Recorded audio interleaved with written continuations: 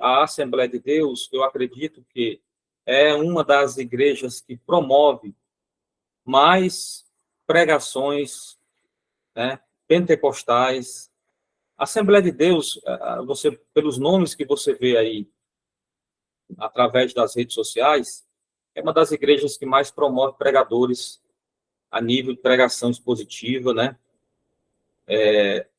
Ou pelo menos com mais eloquência, né? Vou colocar assim, vou tirar o expositivo e vou colocar a eloquência, que é muito bom, e que a pregação, ela traz o ensino.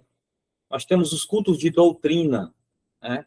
Os cultos de doutrina, que é um dos cultos mais importantes da igreja, né?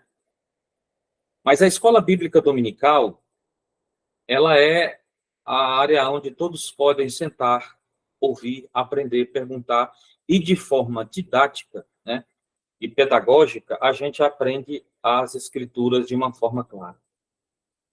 Eu, antes de entrar nas... Porque se os irmãos observarem a apostila deu uma sequência, eu tentei colocar aqui a mesma sequência para que a gente possa entender. Só em você ler a sua apostila, você já vai ficar maravilhado com a história da escola bíblica dominical. A escola bíblica dominical, ela é responsável diretamente por os maiores avivamentos que ocorreram em toda a história da igreja.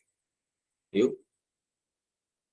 Eu tenho aqui algumas anotações que quero passar para os irmãos, que no início a Assembleia de Deus, ela já começou a observar que havia uma necessidade de um aprendizado mais profundo, né, das Escrituras. Então, as escolas bíblicas dominicais implantadas pelas igrejas pentecostais foi um esforço muito grande. E eu acredito que os irmãos que estão me assistindo aí vão perceber que a escola dominical sofre um descaso sem precedentes, né? As nossas igrejas, irmãos, elas estão moldando aos poucos os seus membros a viverem uma vida rápida, um aprendizado rápido, que não deixa rastro, que não deixa caráter formado, e isso é um perigo. Eu li uma frase de um certo comentarista que ele diz: provavelmente, uma das razões das igrejas Assembleias de Deus estar como está é a questão da falta da escola bíblica dominical, né? O pastor da igreja, o obreiro, e todos os irmãos que estão me ouvindo devem ser diretamente publicador, fortalecedor desse trabalho tão imenso que é a escola bíblica dominical. Às vezes a pessoa novo convertida está em uma igreja e vê o irmão Aguinaldo dando aula, vê o Rudney, pastor Rudney dando aula, e eles acham que a escola dominical é criação daquela pessoa que está dando aula, né? Uma certa feita, um irmão até comentou isso comigo, né, vendo dar aula aqui na nossa igreja. Disse: irmão, esse é um trabalho tão poderoso que vem de tão... Para ter uma ideia, não é só a Assembleia de Deus, né? Estou falando aqui da Assembleia de Deus porque é a nossa igreja e a gente precisa olhar para os nossos próprios pés primeiro, né, para depois falar dos pés sujos dos outros. Mas a escola dominical precisa, de uma certa forma, ser observada. Nós precisamos voltar aos tempos dos primórdios e ver que a Bíblia, irmão, ela é para ser exposta, examinada, né? O livro de estudo desta escola é a Bíblia, em obediência ao mandamento de Jesus. Precisamos examinar as Escrituras. Quem abre lá em João 5,39 vai ver. Examinar as Escrituras. Exame. Não é leitura rápida como seria um jornal, né? A Bíblia, irmão, ela não merece isso. Aquela pessoa diz assim: eu li a Bíblia inteira. E eu até concordo com quem lê a Bíblia inteira. Eu já li. E digo aos irmãos, é necessário que leia. Mas ele não pode ler como está lendo um jornal. Ela tem que ser examinada.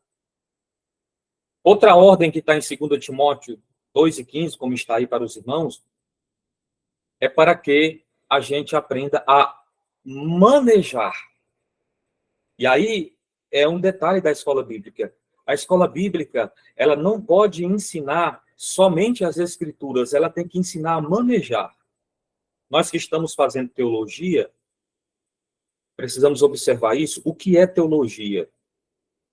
Teologia, no meu ponto de vista, na minha forma de interpretar essa palavra, porque a palavra teo e logia, né? Teo vem de Deus. Estudando a Deus, né? Aí alguém diz assim, mas ninguém estuda Deus, né? É até um hino, ninguém estuda Deus, ninguém explica Deus. Realmente, nós usamos a ferramenta que ele mesmo nos deu, que é a Bíblia. E a teologia, ela tenta explicar a Bíblia. Mas a teologia, ela é uma interpretação de alguém, né, que aprendeu, que estudou, e agora está, de forma didática, nos ensinando uma interpretação. É suficiente, irmãos, estudar teologia? Não. É suficiente examinar as escrituras para ver se o que a teologia, que é a revelação, o que é uma interpretação de alguém que já interpretou, é correto. A Bíblia, a palavra de Deus. E outra coisa, irmãos, voltando aqui ao assunto da teologia, nós estamos estudando agora no curso que eu estou fazendo superior, teologias contemporâneas. E eu achei dificílima, porque existem pensamentos e discernimentos, né, e eles usam a Bíblia, de vários outros estudantes, nomes famosos, que eu não vou citar aqui, que são alemães, né, que fizeram seus pensamentos, suas interpretações e colocaram lá. São teologias. Isso significa que tem a teologia boa, mas tem a teologia má. E, irmãos, nós estamos sendo atacados de forma avassaladora por teologias, por ideologias, por ideias que estão sendo colocadas nos nossos hinos, estão sendo colocadas no comportamento dos nossos irmãos cristãos que estão dentro da igreja. Tem irmão, se o comportamento dessa pessoa não parece mais com o comportamento de um crente que viveu há tempos atrás. E a Bíblia nos ensina a ficarmos assegurados na doutrina dos apóstolos. E por que é citado os apóstolos? Porque foram eles quem deram início a tudo isso. Através da revelação do Espírito Santo, da inspiração. Então, nós estamos sendo bombardeados. E o professor da escola bíblica dominical, eu quero até orar, aclamar nessa tarde aos alunos, aos irmãos, que se coloquem de pé, irmãos, para dar aula, sejam observadores, amantes da escola bíblica, busquem as oportunidades, aceitem quando alguém te convidar para dar uma aula, não fuja, irmão, faça valer a pena o seu chamado. Na realidade, todos nós ensinamos a alguém. Você está sendo observado, você é uma réplica de Jesus, irmãos. Essa réplica de Jesus ensina didaticamente a palavra de Deus. E nós precisamos de professores da escola bíblica. Nossa igreja, às vezes, quando eu cheguei aqui em Nova Russas, há uns anos atrás, quando eu convidava alguém para dar uma aula, os irmãos pareciam que eu tinha mostrado algo, sabe? Misericórdia! Hoje nós vemos que os irmãos já gostam mais, já se alegram mais, né? O irmão Aguinaldo falou amém aqui na outra vez. Irmã Suzana, é verdade, né? É verdade, infelizmente. O irmão Kleber disse aí amém. O irmão Kleber, de vez em quando eu chamo ele para dar aula aqui, ele é uma benção, viu? E, irmãos, temos que manejar bem a palavra de Deus. E a escola bíblica, ela é... Eu trouxe esse gráfico aí, irmãos. É uma criança, uma mãe, pai, assistindo estudando junto, né? E a gente vai ver agora, assim como a apostila ofereceu essa forma de ensino didático aí, começando do Velho Testamento, nós vamos começar assim, eu vou correr um pouquinho aqui, para que os irmãos peguem a parte final da aula. A parte final da aula é muito importante, né? Ó, deixa eu só colocar aqui, ó, nesta concepção de educação, falando sobre educar pessoas, assim nós estamos vendo essas raízes da educação bíblica, né? É o dever nosso de ensinar, de educar. E nós temos que possuir um sólido conhecimento bíblico. E isso, irmão, para ser professor da escola bíblica, tem que ficar nato, viu? Tem que ficar nato. Irmão Francileudo, a pessoa nasce professor, isso é um dom, Porque eu diferencio um pouco, acredito que alguns irmãos podem discordar de mim, mas eu diferencio um pouco daquilo que é dom e daquilo que é talento. Há uma diferença aí. Dom e talento. E eu digo aos irmãos, nem sempre ele nasce professor, mas ele pode se preparar para ser um professor. Ó. Então, o que ele tem que ter? Primeiro, comunhão com Deus. Professor da escola bíblica, aluno da escola bíblica, aprende a ter comunhão com Deus. Preparo, conhecimento, né? Está preparado. Reflexão, tem que aprender a refletir. Esse conhecimento que eu já falei aqui tem que ser como uma ferramenta pedagógica. O conhecimento, irmão, se ele não for aplicável, ele se torna inútil, né? Embora que a pessoa por si só pode usar o seu conhecimento para viver uma vida prática, né? Sabedoria, e a sabedoria vem aqui como aquele conhecimento aplicável. Eu aqui acredito que alguns irmãos conhecem aí a pessoas que às vezes não sabem ler direito, mas ele é aluno assíduo da escola bíblica e ele tem um caráter moldado, ele aprende a se comportar, ele sabe como entrar, sabe como sair, né? Então, é sim responsabilidade dos professores. Não são obrigatórias características inatas de algumas pessoas que já nascem professor. É isso que eu quis dizer, né? Mas eu acho que eu nasci professor, né? Amém. As EBDs podem elaborar ou colaborar na formação de cidadãos consciente e participativo, que esse é o objetivo. A formação religiosa de alguém, né, que hoje é delegada em segundo plano pelas escolas seculares, a igreja, ela é o primeiro plano. Ela é o primeiro plano. Então, olha bem para essa imagem. Imagina você estudando a Bíblia com seus filhos, ou com seu pai, ou com sua mãe, ou com seus amigos, ou com seus irmãos da igreja, reúna na sua casa, pega a Bíblia e vão estudar. A estratégia de Satanás durante a Idade Média, a Idade Obscura, foi pegar a Bíblia e tirar da mão do povo. As pessoas tinham a Bíblia em outras línguas, as pessoas não, o padre, né? E esse tirar as escrituras da mão dessas pessoas fizeram com que essas pessoas ficassem longe da Bíblia. Deuteronômio, capítulo 6, versículo 7, diz assim, ó: e as ensinarás a teus filhos, e delas falarás sentado em tua casa e andando pelo caminho, a deitar-te e ao levantar-te. Isso era constante, uma forma constante.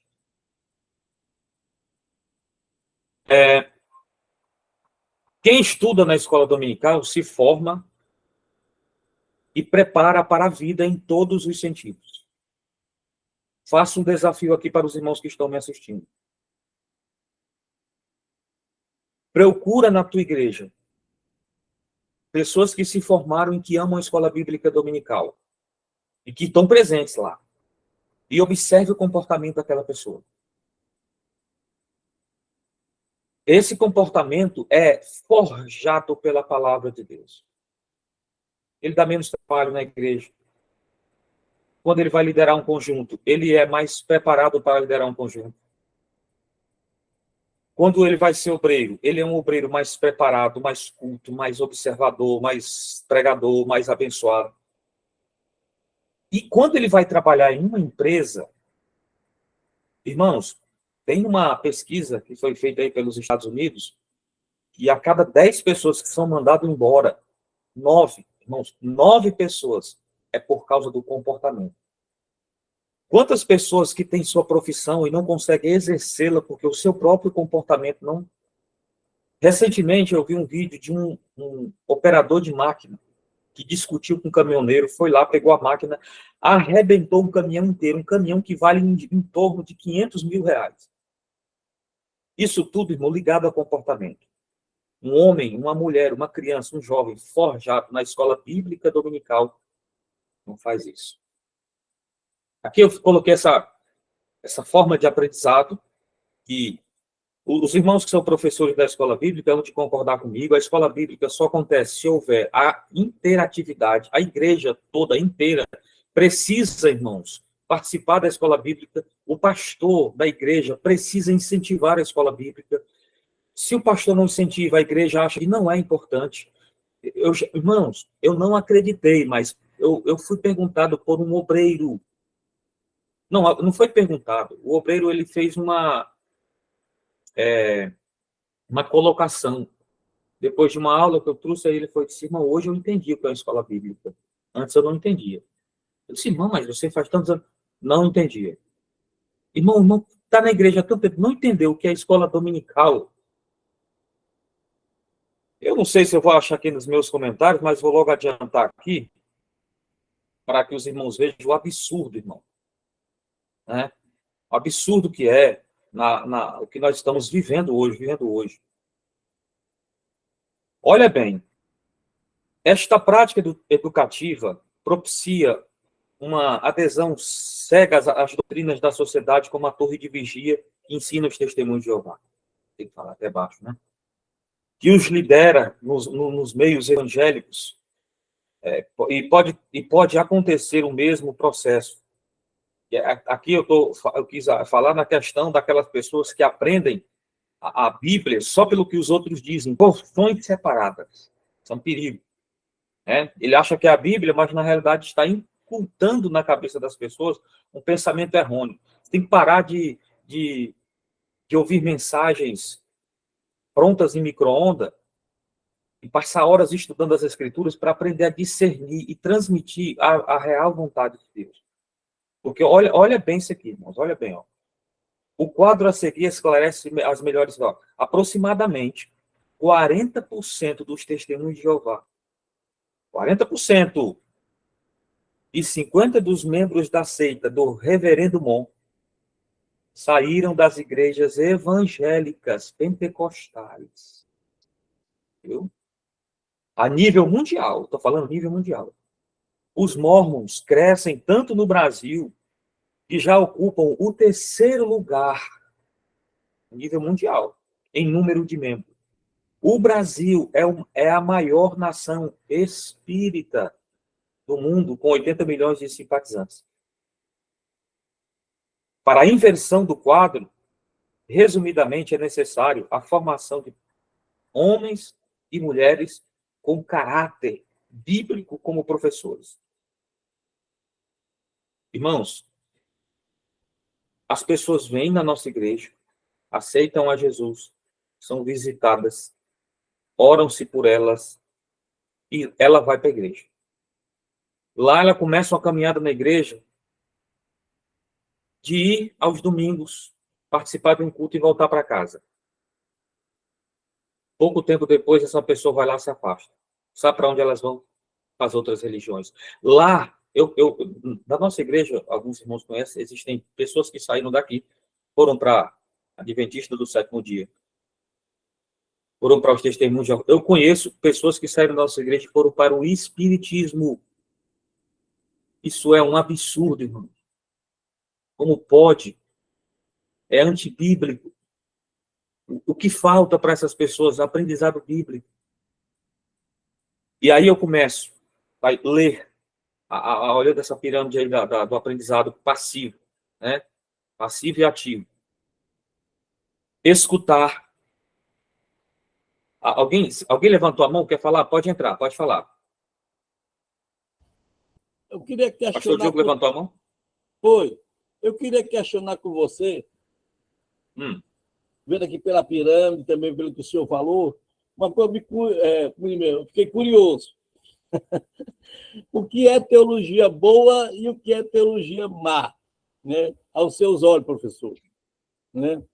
Porque tudo na Bíblia é coisa boa. Como é que o senhor diferencia a teologia boa, a teologia má, para a gente ter uma noção, os irmãos saberem, para discernir? Que pergunta, hein?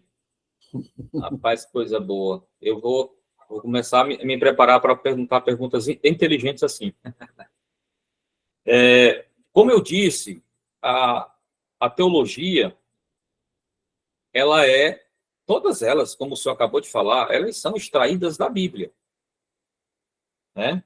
Nossa Assembleia de Deus, por exemplo, ela tem uma linha de pensamento e E ali, aquelas linhas que pensam são extraídas da Bíblia, e aí a gente aprende, estuda teologia e para tudo mais.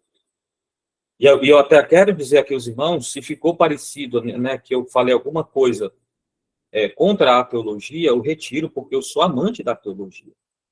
Sou amante. Eu só tenho livros agora, quer dizer, eu tenho vários livros, mas eu só compro livros agora que sejam comentários bíblicos, que sejam teológicos. Os irmãos terem uma ideia. Mas o que é a má e a boa teologia? No meu ponto de vista. Como eu falei, a teologia, ela é uma interpretação das Sagradas Escrituras. Nas Escrituras, para nós, nem tudo está claro. E foi Deus quem quis assim. É obrigação. Eu até estudei em uma apostila anterior, na ETAD que fiz, sobre a teologia popular. Todo mundo produz teologia. O que se produz na teologia? Quem é aquele que produz teologia de forma popular? É aquele que vai cantar uma música, mas bota Deus no meio. Aquele que de vez em quando tem algo para falar de Deus, mas às vezes ele nem sabe quem é, mas fala. É algo popular que todo mundo cria, que todo mundo faz. Então, para mim, no meu ponto de vista, a boa teologia é aquela que cada cidadão cristão, abençoado, filho de Deus, interpreta e encontra coerência com as Sagradas Escrituras. Se não tiver coerência com as Sagradas Escrituras, joga fora. Amém? Depois eu posso até passar para os irmãos alguns livros sobre a questão dessa teologia contemporânea, né? E se os irmãos aí quiserem. Tá bom, pastor Diogo? Acredito que ficou aí mais claro, né? Vamos lá, entrando na apostila. Eu não vou falar a página, mas aqui nós vamos começar a perceber a questão da escola bíblica dominical. O nome, irmão, lá no Velho Testamento não era escola bíblica dominical. Na realidade, a escola bíblica, já nós vamos ver isso, começou como a escola domingueira, ou escola do domingo, né? Aí depois ela vem com outros nomes para a escola dominical, escola bíblica, e daí por diante. Mas no tempo de Moisés, o ensino da palavra do Senhor deveria saturar o coração dos filhos. O que é saturar? Deveria marcar, ser totalmente preenchido. Isso não era uma sugestão, mas um mandamento de Deus. Aí nós vamos já ler Deuteronômio 6:7. Mas antes de ler Deuteronômio 6:1, que diz assim, ó, para possuir a terra, eles tinham que estudar. Você já notou, irmão, que muita gente acha que estudar a Bíblia é perda de tempo? Né? Parada é crente, é pastor, e tem uma agenda, e marca compromisso. Não, eu tenho que estar no evento tal hora, tenho que fazer isso tal hora, tenho que fazer isso tal hora. Mas ele não coloca na agenda dele, que eu nem agenda tenho, eu precisei, graças a Deus, mas quem sabe um dia eu não vou ter uma, né? Eu tenho, mas não preciso anotar essas coisas. Então, cadê o tempo para estudar a Bíblia? Olha o que diz, ó. Estes, pois, são os mandamentos, os estatutos e os juízos que mandou o Senhor vosso Deus, para ensinar-vos, para que os cumprisseis na terra a que passais a possuir. Então, o possuir a terra boa, que manava leite e que manava mel, ela era diretamente ligada à compreensão dos mandamentos de Deus, à formação do caráter. Aquele povo, ele era para ser diferente. Esse povo que anda com a Bíblia é para ser diferente. Andar com a Bíblia é uma coisa, e praticar a Bíblia é outra. Estudá-la. Agora vamos para o primeiro, aí que era o Deuteronômio 6, do 7 ao 9, que diz assim, ó. E as ensinarás a teus filhos, delas falarás assentado em tua casa, andando pelo caminho, e deitando-te e levantando-te. Também as atarás por sinal na tua mão. Mão vem de trabalhar. Tem outras interpretações aqui, né? Como alguns dizem que existia naquela época uma forma de escrever na mão, mas para lembrar das coisas, né? Ou de marcar, para ter marcas nas mãos, né? Mas a questão aqui é que o que eu aprendo aqui, eu produzo, né? E te serão por frontais na frente, entre os teus olhos. Era para estar aqui, ó, sempre. E as escreverás nos umbrais da tua casa Em vez de pôr lá aquele post dos cantores aí, né, coloca lá um versículo bíblico lá. Eu acho bonito quando eu chego numa casa, eu vejo um versículo bíblico. Aí tem gente que diz assim, mas só pôr na parede, mas todo mundo que chega aqui lê. Mas eu chego irmãos, às vezes eu chego em clientes que não tem nada a ver, não é crente, mas está lá um versículo bíblico. Então, em eu ler aquele versículo, eu escuto a voz, é a Bíblia. Né? E nas tuas portas. Os métodos que eram usados. Olha o que eu tenho aqui, ó. É um processo. Não está restrito ao retângulo da sala de aula. Ela estuda as técnicas de planejar, orientar e dirigir no processo de ensino e aprendizagem, falando sobre os métodos, sobre a pedagogia aqui, né? Então, irmãos, o ensino ele não acontece só na classe. O professor da escola bíblica, os alunos, não é só na classe, mas é por onde anda, na hora de orientar, né? É um processo. A aprendizagem, ela é um processo. Tem que haver planejamento. Se você disser para mim assim, irmão, eu estou há 15 anos na igreja, mas eu não consigo, irmão, fazer um estudo. Você não consegue porque você nunca se esforçou. Mas se você fizer um planejamento, a aprendizagem vem, irmão. Um bom profissional na área secular, ele só é bom quando ele está em processo e aceita o processo de aprendizagem. Se a pessoa despreza o processo de aprendizagem, ele não vai aprender nunca. Nós vimos nos versículos passados que tinha um processo para que a criança aprendesse. A escola bíblica, ela faz parte desse processo. Ao estudar, aos domingos de manhã, às sextas-feiras, alguns irmãos colocam a escola bíblica. Eu, irmão, não tenho problema com isso, enquanto que a igreja vá. Né? Então, se eu rejeito esse processo, como é que eu vou aprender? Eu já vi pessoas dizer assim, ó, não consigo pregar. Irmão, não prego, não consigo. Você pode até não ser eloquente, igual os pregadores de renome aí. Mas se você estuda a Bíblia, até sem um microfone na mão, você ensina. E isso é didático. Viu? E seja disciplinado, né? A educação é uma prática, irmãos, que envolve a vida social, a igreja, a família, o trabalho, os meios de comunicação, né? As escolas agradecem o aluno da escola dominical porque ele se torna mais acessível ao aprendizado. Irmãos, a maior classe de rebeldes hoje é aqueles que rejeitam o ensino. Nós temos pessoas na igreja que são amantes da gente, chega com presentes, passa a mão na gente, abajula a gente, mas na hora de entrar no processo de aprendizagem, para mudança de caráter, ele não aguenta. O processo, né? Os métodos usados, vamos para o slide aí, os métodos usados no ensino eram a repetição e o exemplo. Esses aqui, eles eram infalíveis. Então, quando você quiser pregar um texto, ou, vou dizer aqui, expor um texto, use esse aqui, o método repetição. Prepare, estude, coloque, escreva, e vai lá todo dia da semana e estuda ele de novo. E também o exemplo. Essa forma aqui era passada de pai para filho. E a sabedoria, ela vem também dessa forma, né? Você aprende de alguém, então, através do exemplo. Deuteronômio 11:19 diz, ensinai-as aos vossos filhos, falando delas, assentado em tua casa, e andando pelo caminho, e deitando-te e levantando-te. Segundo ponto aí, ó. Leitura em público e os cânticos didáticos, especialmente compostos. Isso aqui eu extraí da revista. Desculpa, da apostila. Ó, da revista, estou aqui na escola dominical, né? Esse composto aqui é completo, é colocar ensinos dentro dele, do cântico. E didático. É uma forma didática. Você vai ler lá os Salmos, imagine que os Salmos eram cânticos que contavam a história do povo de Deus. Momentos difíceis e momentos de alegria. Momentos de conquista e momentos de perda. Os cânticos, eles eram alegres e tristes. Os cânticos não tinham, nessa época dos Salmos, que foram compilados, a melodia que tem hoje. Ou o mesmo objetivo. O objetivo dos cânticos de hoje é dar glória a quem cantou, likes, né, compra, vendas de CDs. Se o público não aceitar, eles não querem. Eles não fazem aquela música.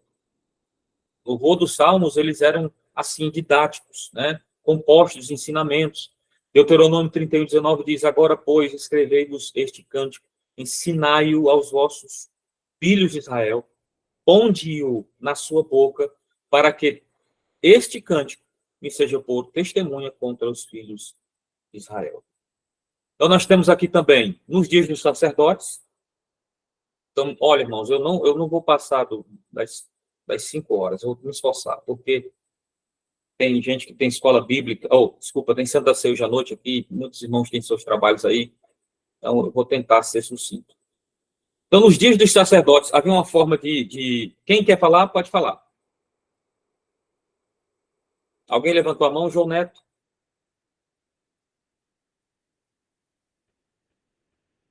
Nos dias dos sacerdotes, na época deles, nós vamos ver Deuteronômio 24:8, e Deus manda dar ordem ao povo a obedecerem os sacerdotes na questão da saúde. E até na área da saúde, aqueles que são obedientes, eles aprendem, né? Muitos reis que permaneciam fiéis aos mandamentos do Senhor aliavam-se com os sacerdotes, os levitas, e no sentido de promoverem e patrocinarem o ensino bíblico, né? Aí nós vamos lá em 1 Crônicas. Olha o que diz 1 Crônicas 17, 2 Crônicas 17. E o Senhor era com Josafá, porque andou nos primeiros caminhos de Davi, seu pai. Quer dizer, Davi foi um obediente das Escrituras, e não segundo as obras de Israel. E o Senhor confirmou o reino na sua mão, e todo Judá deu presentes a Josafá, o qual teve riquezas e glória em abundância. Nos dias dos reis e dos profetas, tinha a escola de profetas. E as pessoas, irmãos, não querem ter escola hoje. Querem um aprendizado rápido. Entendeu? O negócio hoje está assim. Os profetas, que também tinham o seu ministério, o objetivo de trazer Deus ao povo, se tornaram preciosos como mestres, chamados até de pai pelos jovens alunos nas escolas dos profetas, de profetas. Ame os seus pastores, ensinam as escrituras, incentive-os. Amem os homens de Deus, não abajulem. Isso é feio, mas amem, respeitem, honrem, porque isso, irmãos, é de Deus. Entendam que Deus usa essas pessoas. Olha lá em Isaías 28:9. Depois os irmãos leem em casa. Vamos entrar no período durante o cativeiro. Aqui aconteceu Aqui, irmãos, é uma história que nós passaremos algum tempo. Olha só, irmãos, o povo não obedeceram à palavra de Deus. O templo que havia sido construído para eles tornou-se um lugar de encontro, né, e um objeto de idolatria, né? Porque uma das coisas que o inimigo mais usa é a religiosidade. Não preciso mais nem estudar a Bíblia, eu já vou para o culto de domingo. Religiosidade, irmão. Não tem mudança, não tem transformação, não tem lágrimas nos olhos, não tem calo nas mãos, nos pés, de trabalharem, de se esforçarem. Deus tirou o povo. A história lá de Jeremias, se vocês estudarem Jeremias, o povo dizia, nunca virá do lado de Deus, os babilônios nunca virá sobre nós. É mentira de Jeremias, porque o templo está conosco. E que adianta o templo estar com eles e a palavra de Deus ser obsoleta? Só que lá, na Babilônia, foi implantado lá as sinagogas, como está aí, ó. Foi instituído a sinagoga. Principalmente, ela formou-se mais pós-cativeiro através de Esdras. Olha aí, pós-cativeiro, leia só essa parte. É dessa época que temos o relato do primeiro movimento de ensino da palavra de Deus, metodológico e popular, similar ao da nossa escola bíblica dominical, como está lá em Neemias, capítulo 8, versículo 2. E aqui eu volto a dizer, não tenho medo de dizer isso. Uma das maiores razões da frieza espiritual das Assembleias de Deus e da forma que as pessoas vivem hoje, totalmente divorciadas das Escrituras, um dos motivos muito sérios é justamente por não terem métodos e não gostarem de estudar a palavra de Deus. Então, irmãos, é sério.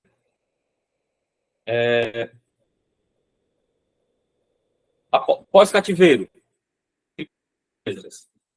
parece como superintendente, um superintendente de escola dominical, tendo nas mãos a Bíblia, o livro a ser estudado.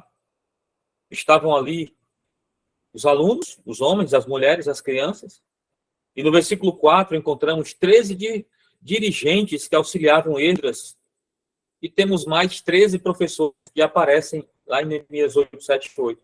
A apostila aqui ela faz uma alusão, uma comparação com aquilo que aconteceu na época de Neemias, a proclamação das Escrituras e o povo em massa, ouvindo a exposição das Escrituras, e o povo estava. E ali foi uma forma que Neemias usou, Esdras usou, uma forma com métodos para o ensinamento. Não preciso ir para frente. Olha aqui, ó. No Novo Testamento, Jesus, mestre dos mestres. Os evangelhos relatam que as pessoas se dirigiam a Jesus 90 vezes, das quais 60 o chamaram de mestre. Está em Lucas 1 e tudo mais. Jesus, irmãos, o seu maior ministério era justamente esse, o mestre. Sim, o seu propósito de ser enviado como Cordeiro de Deus que tira o pecado do mundo. Mas como ele faz isso? Através do sangue derramado na cruz e na aplicação das Escrituras. Na igreja primitiva, nós também temos lá as formas de ensino, né?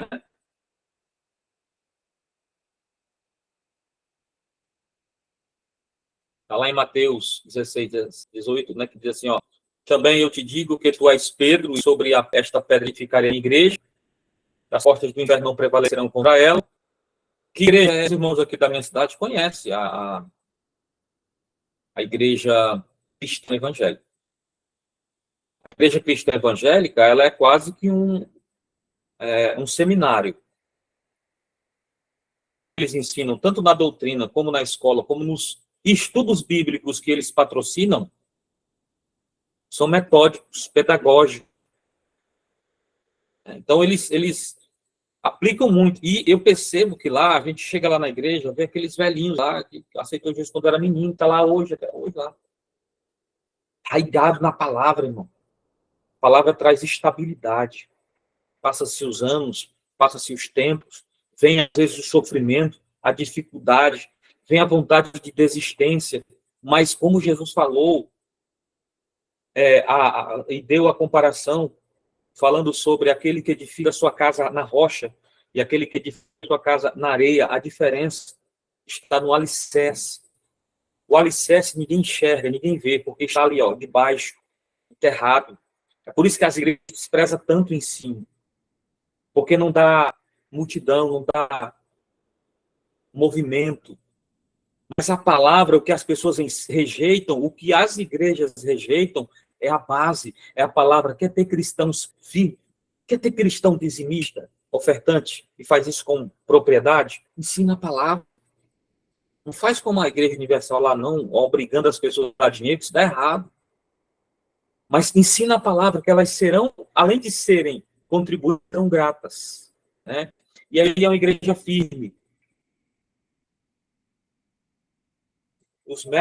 O mestre dos mestres, ele ensinou nas sinagogas, como eu já falei, a sinagoga ela foi período cativeiro e pós-cativeiro, em casas particulares. Nós se juntamos nos nossos lares para falar do campeão do campeonato fulano de tal, do campeão do campeonato tal, do time que está lá nos exteriores, que nunca te trouxeram um pão para pôr na mesa. Eu fico, irmãos, indignado com isso. quando eu vou para a casa de irmãos que ele gasta 1 hora falando de time de futebol. Eu não sou contra quem torce lá, não. Não, pode ir lá, sei lá, assistir seu futebol, torcer para algum time. Mas desde que isso não seja mais importante.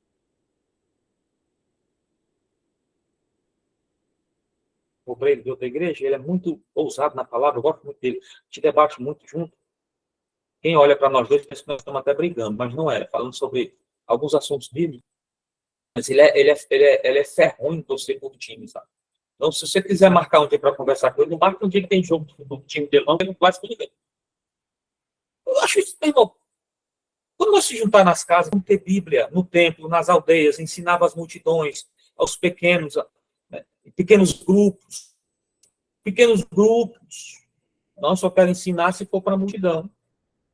Se for na escola bíblica com 3 alunos, eu nunca, dando aula, eu nunca reclamei para os alunos que estão presentes a quantidade de aluno que está.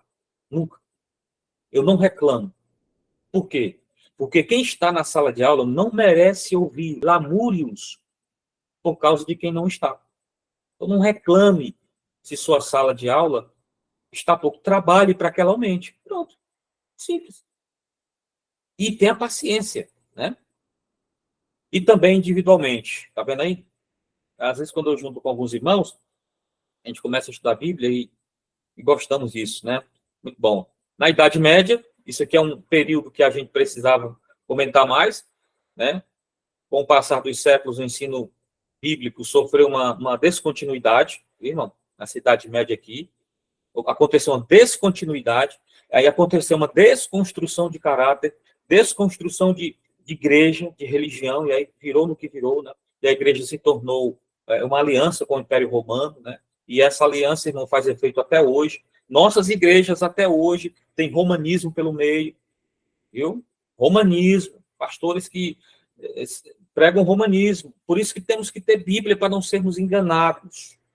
No tempo da Reforma, olha, irmãos, eu não tenho tempo para comentar que a aula já está acabando, mas vá lá no tempo da Reforma. Olhe para homens que começaram como Zwingli. Zwingli, irmãos, um dos maiores trabalhos que ele fez foi implantar a Bíblia, transliterar a Bíblia, transliterar não.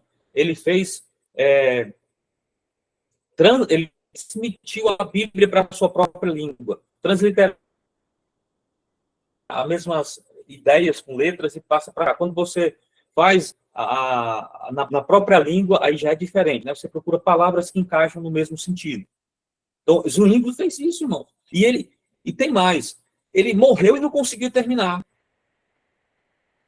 E ele foi atacado porque ele tentou fazer isso. Mas a reforma protestante, ela tem base na escola, no ensino, na Bíblia. E quando começou a ensinar a Bíblia para as pessoas começaram a ver que a igreja havia sido desviada do desvário do mundo, do caminho da perdição da idolatria. Aí vem a era moderna. A escola dominical moderna, como temos hoje, começa em 1780, na cidade de Gloucester, no sul da Inglaterra. Seu fundador foi Robert Hines, de 44 anos, era um jornalista e membro da igreja episcopal, né? Que é o mesmo sistema que nós temos hoje, para que os irmãos entendam, mas um modo diferente, né? Nós não temos mais aquela questão de ficarmos arraigados somente a uma pessoa. Nós temos a Bíblia, né? No Brasil, aí eu vou pular aqui, vou mais para frente, olha, esse aqui é o papel da didática, depois os irmãos, eu posso mandar esse slide aqui, os irmãos vão estudar isso aqui, para terem mais ou menos qual é o papel da didática, para que a sua escola bíblica tenha né? A escola bíblica, irmãos, ela precisa, acho que em outras aulas os irmãos irão falar nisso, mas ela precisa de apoio do João Neto. Pronto. O João Neto escreveu o seguinte, ó, irmãos, é muito triste ver hoje a palavra de Deus sendo rejeitada por essa geração e distorcida por mensagens de homens influentes e ver o humanismo entrando na igreja. Pronto, irmão João Neto.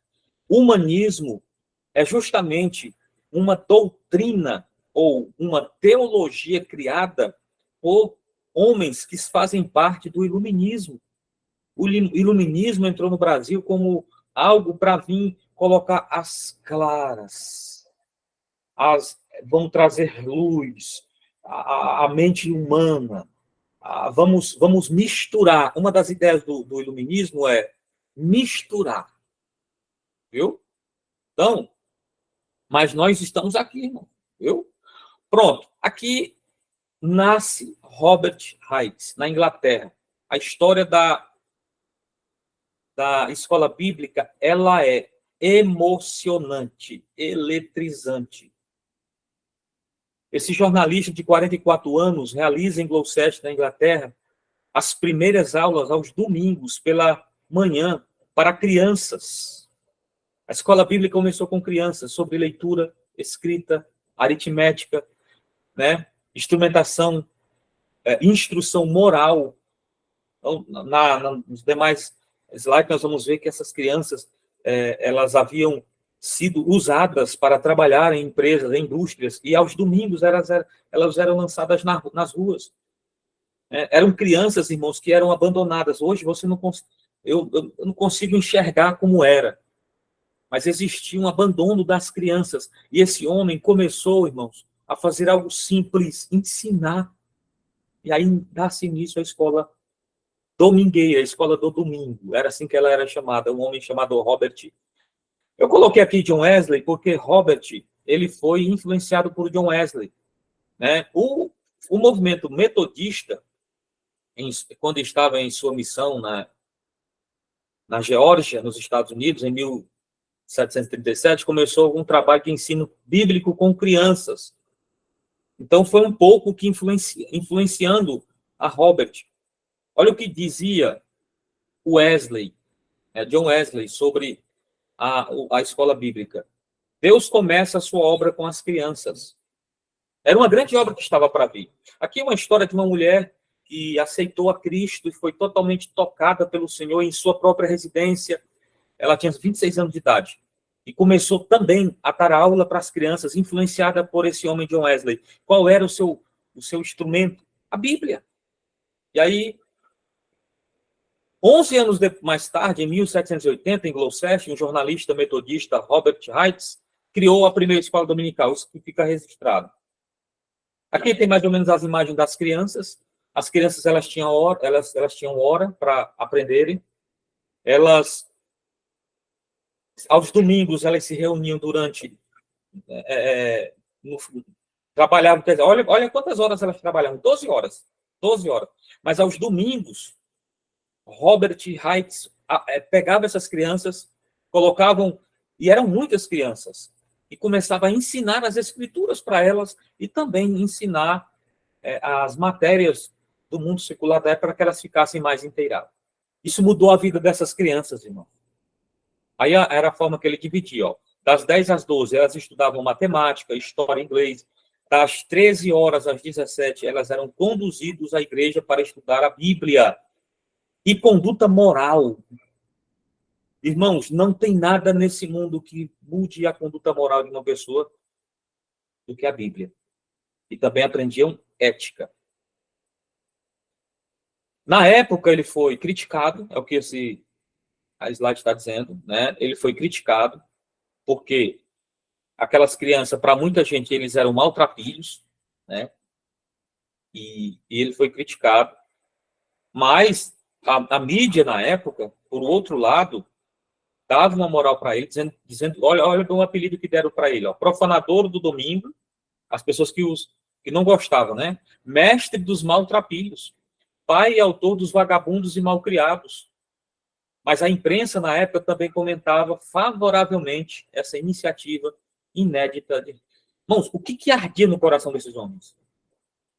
O que levava esses homens a dar aula para a escola, para crianças que eram tidas como vagabundos e maltrapilhos? Se não, o Espírito de Deus dando início a uma grande obra e um grande avivamento, que dá-se início, como disse John Wesley, nas crianças.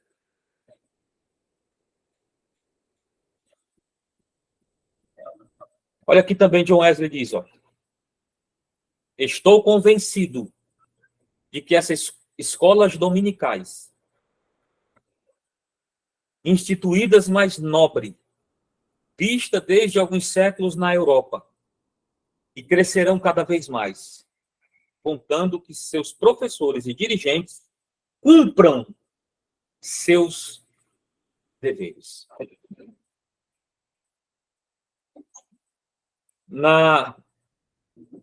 Esse dia aqui, 3/11/1783, natalício, Robert Hicks, após 3 anos de experiência, com 7 escolas dominicais em casas particulares e com 30 alunos em cada uma delas, alcança êxito em seu trabalho com a transformação de vidas de 2 crianças. A escola dominical passou das casas particulares para os templos, os quais passaram a encher-se de crianças. Que maravilha. 4 anos após a fundação, a escola dominical já contava com 250 mil pessoas, alunos matriculados. Em 1785, Hicks organiza a primeira união de escolas dominicais em Gloucester, com a ajuda de William Fox. Esse é um vulto da história que também fala muito. Surgem as primeiras Bíblias, testamentos e livros para serem usados. Está aqui, em 1785. Olha aqui a didática, né, sendo usada. Para serem usadas especialmente nas escolas dominicais. Hicks publica Sunday School, eu não sou bom de inglês aí, depois vocês leem, que era um simples livro de leitura de versículos bíblicos, iniciando o movimento de escolas dominicais nos Estados Unidos da América. Na casa de William, inspirado nos exemplos britânicos. Esse aqui é um quadro da morte de Hicks, mas a escola dominical no Brasil. Conta-se que em 29 de abril de 1836, desembarcou no Rio de Janeiro, proveniente de Nova York, Estados Unidos, o missionário Justin, acompanhado de sua esposa, filhos, e ali, irmãos, ele, tomado pelo poder da escola bíblica dominical, pela forma de ensino, né, dada por Jesus Cristo, ele e sua esposa, eles eram da metodista. Olha a data, em 1836, bem antes das igrejas começarem, os primeiros traços de missionários que vieram para o Brasil estavam na escola dominical e quiseram o mesmo método de ensino e aprendizado. Eles percebiam que as pessoas, quando tinham contato com o aprendizado e vontade, elas mudavam. E aí deu-se início à escola bíblica dominical no Brasil. Porém, em 19 de agosto de 1855, a escola dominical teve início em caráter permanente no Brasil, na cidade de Petrópolis, Rio de Janeiro. O fundador foi o missionário Robert Hedge, sua esposa Sarah, em 1825 e 1907, da Igreja Congregacional, vindos da Escócia. A escola dominical, ela é na Assembleia de Deus, né? Em 1911, 2 meses após a fundação das Assembleias de Deus, e a realizada a primeira aula da escola dominical na casa do irmão José Batista Carvalho. Irmãos, e aí está a história da nossa escola bíblica dominical, está na apostila, está em algumas revistas e alguns irmãos já conheciam. Que nós possamos, nessa tarde, voltarmos, irmãos, para o ensino. Você não precisa ser um perito, mas humildemente, com a Bíblia nas mãos. Um homem humilde, com a Bíblia nas mãos, pode mudar 1, 2 ou mais vidas. A Bíblia, ela é o poder de Deus na vida do ser humano. Nós temos que parar de achar que quem vai influenciar as pessoas a ir para a igreja é entretenimento. Pode até levar elas lá. mas quem vai deixá-las firmes, fortes e constantes é a Bíblia, é a palavra de Deus. Foi Jesus quem disse isso. O alicerce está lá, posto. O objetivo da escola dominical é isso. Eu tinha mais coisas para falar que eu anotei, mas nem consegui falar sobre a questão da nossa escola bíblica hoje, que está em crise sem precedentes. Nós vemos nas reuniões, pouco se fala em escola bíblica. Pastores que nem na escola bíblica vão para incentivar os alunos. Obreiros que são consagrados e não gostam da escola bíblica. Eu sei que a escola bíblica precisa mudar, tem algumas coisas que precisa. Ela depende de sala de aula, ela depende de materiais didáticos. Muitas pessoas nas igrejas dão escolas bíblicas, mas dão com suas próprias forças, não tem nenhum apoio. É um clamor que estou fazendo aqui nessa tarde a todos os pastores, a todos os obreiros, que em suas igrejas há o ensino da palavra. E aqui não estou destacando a escola bíblica como só, como eu falei, tem também o aprendizado na pregação, no culto de doutrina, que nós possamos fazer com que as pessoas didaticamente aprendam a amar a escola dominical. Aqui agradeço a minha oportunidade, peço perdão aos irmãos pela minha petulância, né? E alguns irmãos que tiverem alguma pergunta, estou aqui. E, pastor Diogo, volto a você. Amém, glória a Deus. Interessante. O segredo do avivamento já está mostrado na Bíblia. O segredo de uma firmeza e mudança de caráter está na Bíblia. Eu, que sou psicólogo, trabalho nessa área, a gente percebe realmente os comportamentos, né? Hoje, a metodologia de pregações, a metodologia dos louvores, você pode ver, gente, que está muito assim na questão da emotividade, fazendo as pessoas chorar. A gente até acha que é o Espírito Santo de Deus, mas não é. Se você ver a letra, ouvir as letras, você vai ver.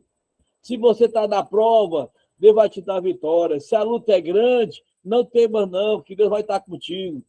Então, tudo isso aí são esquemas psicológicos que são lançados dentro das letras. Interessante que, outrora, no passado, os homens e as mulheres dobravam os joelhos para receber inspirações dos louvores, como de pregações, né? Foi falado aqui, através da irmã Ana Célia, que não tem mais pregação de salvação, não tem mais pregação de renúncia, não tem mais pregação sobre o pecado, não tem mais. Hoje a pregação hoje é bênção. É bênção, é bênção. Né?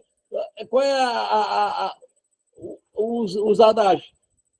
Glória a Deus! Né? Começa a dar aqueles gritos, né? Tudo isso aí, o ser humano é emotivo. Aí a pessoa chora e não. Aí a gente pergunta: você sentiu Deus? Irmãos, eu senti algo, eu me alegrei. Não, infelizmente, o que leva. Quando o nosso professor estava ministrando, sabe como era que Neemias e Esdras estavam lendo? Ele pegava a Bíblia e começava a ler. E Joabe deu a Davi a soma de números e ficava lendo amanhã à tarde. Então, tudo isso aí foi a metodologia que iniciou o conhecimento. Isso aí, através do Espírito Santo de Deus, motivou a um verdadeiro avivamento. Mas o que é avivamento? Avivamento é conhecer Deus. O que é avivamento? É mudança de caráter. O que é avivamento? É você ser diferente. E, infelizmente, como foi falado aqui, existem as teologias más. Qual é a teologia más? São aquelas que são pregadas em púlpitos, até das nossas igrejas. Pregações emotivas, mas não inspiradas. Pregações eloquentes, mas não são enraizadas no conhecimento da verdade. Então, tudo isso aí, gente, é o que nós percebemos. Louvado seja Deus pelo conhecimento. Louvado seja Deus, né? Pela oportunidade de hoje nós estamos aprendendo, né? Interessante é o que foi da aula passada, né? Sobre geografia bíblica, até a professora Ana Célia tocou no assunto. Olha, isso é conhecimento. Eu não sabia que lá na época, lá em Jerusalém, na Judéia, na Samaria, lá naquelas paisagens lá, havia neve. Nós descobrimos que existia neve, né? Então, isso aí, gente, é um despertamento, é um florescer do conhecimento. Até eu estava estudando aqui o Salmo 121, né? Tem muita gente que prega, eleva os meus olhos para o monte, de onde me virá o socorro? Né? Aí a gente apela para o lado emotivo. Eu estou passando por luta, eu estou passando por prova, o meu socorro vem de Deus. Só que quando eu fui ler, estudar a palavra de Deus, quando o salmista estava escrevendo esse salmo, ele não estava elogiando, massageando ninguém, não. Ele estava apenas acusando o povo de Israel. O povo de Israel estava entrando numa cultura diferente, estava subindo aos montes para adorar os deuses chamados Shedins, que são os deuses das montanhas. Ele subia para os montes, então ele estava ali dando uma acusação a Israel. De onde virá o socorro? Aí diz, o meu socorro vem do Senhor, que fez os céus e a terra. Então, tudo isso aí, gente, a gente vai aprendendo, a gente vai se desenvolvendo, isso vai mudando o nosso caráter, vai mexendo nas nossas feridas. Aquilo que eu fazia, eu passo a me regrar. Então, isso aí, gente, é escola bíblica. É isso aí, é o conhecimento, né? O segredo está aí. Eu estava vendo aqui, ontem eu estava vendo um vídeo de um pastor defendendo os LGBTs, dizendo que os pastores tradicionais, esses estão gerando anarquia, tá gerando ódio, né? E estão matando os LGBTs. E eu observando ali, aí eu estava observando. Isso, aí ele chamou de cristianismo falso, porque o cristianismo verdadeiro é amor, né? Ele estava numa reunião de LGBTs, um pastor, acho que o nome dele é Fábio, não sei o quê, e ele estava lá pronunciando, eu só escutando. É uma pena que eu não dava para participar, só dava para ouvir. Então, gente, é o que acontece no dia de hoje. O evangelho é mudança. O evangelho é poder de Deus. O evangelho, ele nos gera uma identidade, a sermos Cristo. A Cristo, sim. Paulo disse, sede meus imitadores, como eu sou de Cristo. Então, isto é o verdadeiro avivamento. Isso é o verdadeiro conhecimento que a palavra de Deus nos dá. Né? Muito obrigado, pastor, nosso co-pastor Francileudo, né? Que Deus abençoe o senhor maravilhosamente e toda a sua família. Na próxima aula, nosso professor Aguinaldo vai estar ministrando, né, ao nosso segundo momento da Escola Bíblica. Muito obrigado aos nossos alunos. Não esqueça do nosso compromisso, né? Foi falado hoje, nosso primeiro momento, o nosso professor Aguinaldo deu uma aula de Google Meet para nós. Depois nós tivemos uma reunião sobre o nosso primeiro encontro dos coordenadores da escola do CEIFA, em Sobral. Eu vou fazer aqui uma enquete, vou lançar para vocês essa enquete aí, para ver qual o dia melhor para vocês, para participar de um momento aqui em Sobral conosco. É um nosso sonho, é o nosso desejo, não só meu, mas é uma coisa que eu também quero compartilhar com vocês. Hoje eu tive o prazer de conhecer o Eloy, ele veio aqui na minha casa, eu fiquei tão feliz em receber ele. Ele só não quis almoçar, mas ele veio, ficou aqui, conversamos um bom pedaço, ele contou um pouco da história dele, né, como ele iniciou aí, uma bênção de Deus, né? E eu gostaria muito de um dia conhecer vocês pessoalmente, como eu conheço a irmã Ana Célia, como eu conheci também os meninos também de Nova Russas, né? Eu quero ter o prazer também de um dia conhecer vocês. É o meu desejo. Eu até falei com o pastor Guilherme, eu vou acompanhar as visitas do pastor junto com ele. O pastor vai visitar, parece que Fortaleza e outra cidade. Acho que é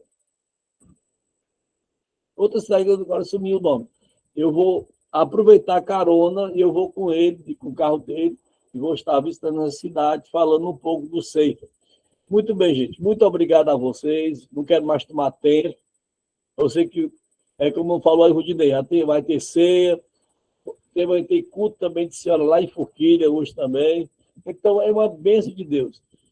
Infelizmente, o Ceifa vai estar assim, em horas assim, prensadas, né? Mas ele está lá, fazendo a parte dele. O Ceifa está fazendo a parte dele, cumprindo uma promessa que foi feita a vocês, né? Louvado seja Deus, e espero que este trabalho esteja ajudando o crescimento de todos vocês.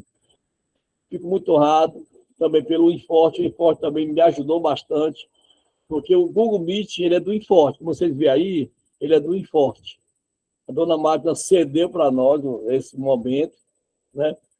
Hoje nós estamos um Meet que não é gratuito, é pago, né? Que eu vou pagar esse momento que eu estou tendo com vocês, tem que pagar o Inforte para estar mantendo esse momento aí com vocês sempre.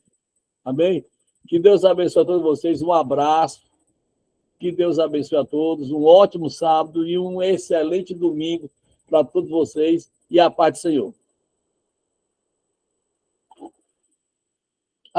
Oração, né? Ana Célia, pastora Ana Célia. Tá sem microfone, Ana Célia. Tá sem. Então, a missionária Suzana, ela vai orar por nós, então. Amém? Missionária, ore por nós. Senhor a todos, louvado seja Deus por estarmos aqui reunidos, né, nesse momento. Então, vamos orar em nome de Jesus. Senhor maravilhoso Deus e Pai, soberano e eterno, Deus infinito e maravilhoso. Muito obrigado, Pai, por estar conosco, Senhor, na direção deste trabalho, Senhor, a qual nos dá a oportunidade de aprendermos mais de Ti, da Tua palavra, dos Teus ensinos, Deus. Abençoa cada coordenador, cada professor, abençoa o pastor Diogo, a todos, meu Deus, os alunos que fazem parte, Senhor, deste projeto, deste curso abençoado. Deus nos concede graça, Senhor Deus, para chegarmos até a conclusão, Senhor, o nosso objetivo, Deus, e aprender a cada dia mais de Ti, que o Teu Espírito Santo possa abrir nosso entendimento e possa nos guiar, Senhor, no centro da Tua vontade. Abençoa cada lar, Senhor, aonde chegou a Tua palavra nessa tarde, Deus, e que cada dia pessoas possam, Senhor Deus, se interessar pelo aprendizado da Tua palavra. Tudo isso que eu te peço, meu Senhor, e já te agradeço, em nome do Pai, do Filho e do Espírito Santo de Deus. Amém. Amém. Amém. Amém. Muito obrigado a todos vocês. Um abraço a todos vocês. Que Deus abençoe a todos. Um ótimo final de semana. Paz do Senhor a todos. Amém.